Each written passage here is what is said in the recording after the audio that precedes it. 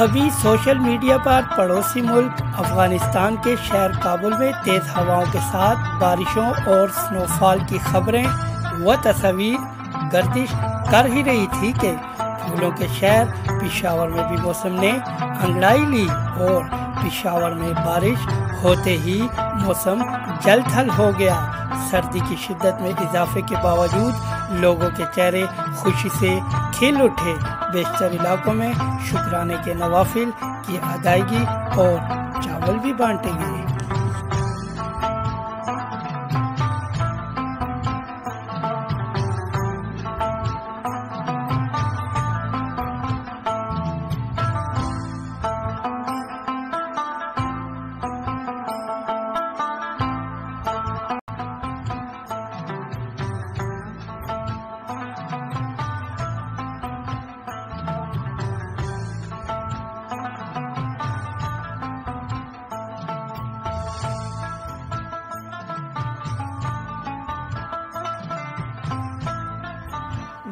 وقفے سے مسلسل جاری بارش میں دن گزرا تو شام بھی ڈھل گئی، مگر شدید سردی اور بارش بھی شہریوں کو گھروں سے باہر بازاروں میں جانے سے نہ روک سکی۔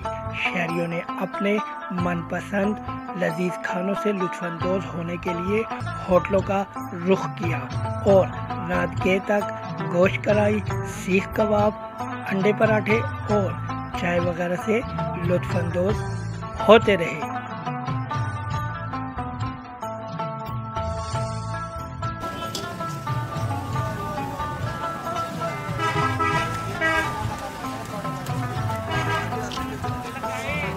بعض شہریوں نے یہ شکوہ بھی کیا کہ بارش ہوتے ساتھ ہی بجلی بھی رفو چکر ہو گئی اور 6 سے 8 گھنٹے تک شہریوں کو بجلی کی لوڈ شیڈنگ برداشت کرنا پڑی، جبکہ کئی مقامات پر سڑکیں بھی زیر آب آ گئی اور نالے بھی ابل پڑے، جس کے باعث شہریوں کو آمد و رفت میں شدید ذہنی کوفت و اضطراب کا سامنا کرنا پڑ رہا ہے۔